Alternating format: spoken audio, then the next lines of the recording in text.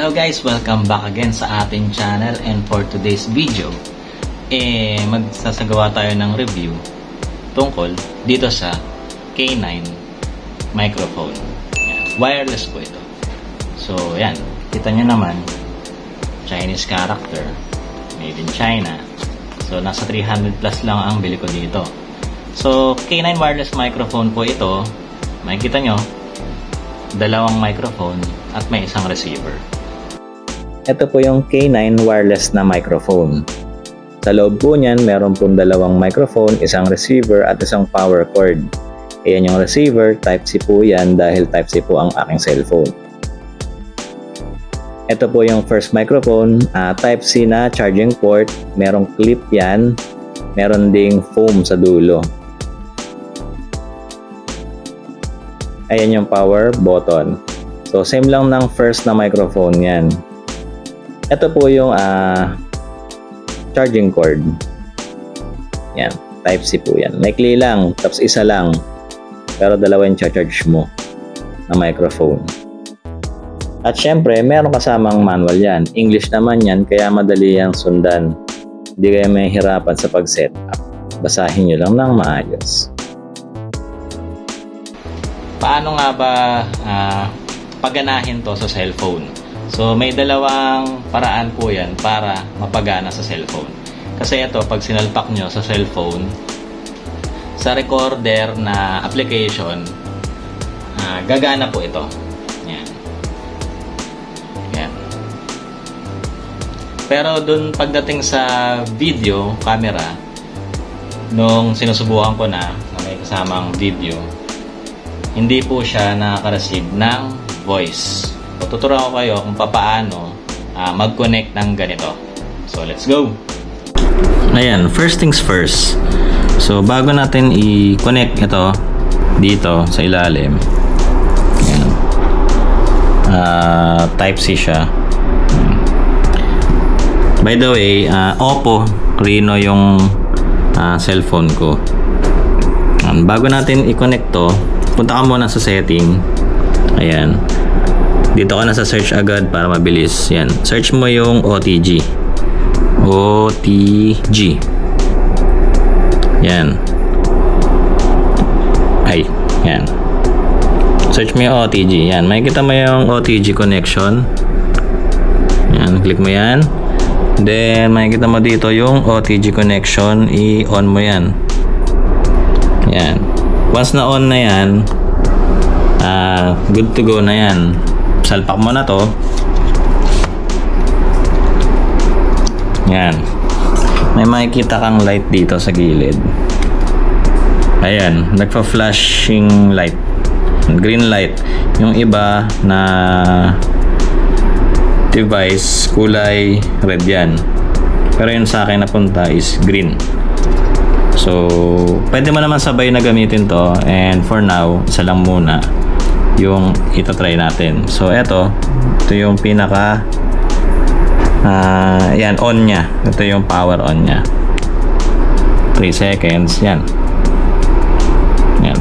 Pag hindi mo pa nasubukan sa una to, nagbi-blink yan. Sabihin, yung green light, pag nagbi-blink, hindi pa siya connected dito sa receiver. So, dahil ito ay naka-steady na, connected na yan, automatic. Yan. Pwede mo nang gamitin sa recorder application. Yan. Nasubukan ko na yan. Gumana po siya dun sa recorder na application. Pero dun sa video camera na, hindi na po siya gumana. So, ang gagawin nyo, tuturo ko naman sa inyo kung paano i-connect pag nakaranas kayo ng hindi pag-connect dun sa video camera. So, ayan. Ganun pa rin, open nyo yung OTG connection. Then, punta kayo dito sa settings ng sound and vibration. Yan. Tapos, punta po kayo sa ilalim. Meron kayo makikitang more. Sana po ito, Reno, Oppo. Or, pwede nyo i-search sa settings nyo kung meron kayong ganito. Dapat meron kayong default device. Yan. Click nyo yan. Tapos sa default device, yan, dalawa yung makikita nyo. yung auto select, tsaka yung use peripheral. Pag naka-auto select yan, hindi po gumagana sa akin yung itong wireless mic na to. Yung mismong cellphone na microphone pa rin yung gumagana.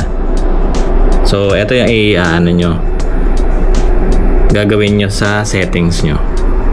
Use peripheral device, yung i-check nyo para gumana yung wireless microphone po. Yun. Ganun lang kasimple. Ayun, ganun lang siya kasimple set up, no, sa cellphone natin. Ita-try naman natin kung ano yung kalalabasan ng boses natin dun sa device, no? Ayan. So, makikita nyo, eto na. Sinabit ko na dito sa damit ko yung microphone na na-connect sa cellphone ko ngayon. So, eto yung boses ko dito sa microphone na to. So, pagka nilapit nyo, syempre, mas maririnig nyo yung hangin na lumalabas sa bibig ko pagka malapit sa bibig to. So, ayan. Ayan yung pinaka-normal na voice natin pag ginamit to, nakasabit. So, ito naman yung boses ko pag wala yung foam. Ayan. Kasi yung pag may foam, parang narinig ko parang medyo kulog yung boses natin, no? Doon sa device. So, ito, tinanggal natin yung foam. Tingnan natin kung mas maingay yung tunog niya. Kasi, walang tagasala nung ingay. Ito, itong foam na to. Kaya tinanggal natin. So, expected na natin na medyo sensitive yung pag-receive niya ng mga sounds. Ayan, so yan, gamit ko na po yung wireless microphone na K9. So, sana makatulong tong video na to. Pwede naman kayo mag-comment sa YouTube channel natin, no? Kung saan ko nabili, kung magkano, and tingnan natin, sana matibay. Pero at least ngayon, subukan ko, okay naman siya, no? Makakatulong kasi kahit dalawa kaming nagsasalita o nagbablog, pwedeng magamit ng sabay. Yun ang kinagandahan nito. So, mas maganda na yung pagsasalita natin kahit malayo dun sa cellphone or kung anumang device na gagamitin. Malaking tulong po talaga yung mga ganitong wireless na microphone. So, yun. Kung nakatulong po itong video na to, please subscribe to my channel and pwede na rin mag-like and share nyo sa mga kilala nyo kung nakatulong po sa inyo to, and maraming salamat po sa panonood, no? Once again, this is Meroy Diaz, and tara, sabay-sabay nating gawin ang buhay ng mas makulay. Bye-bye!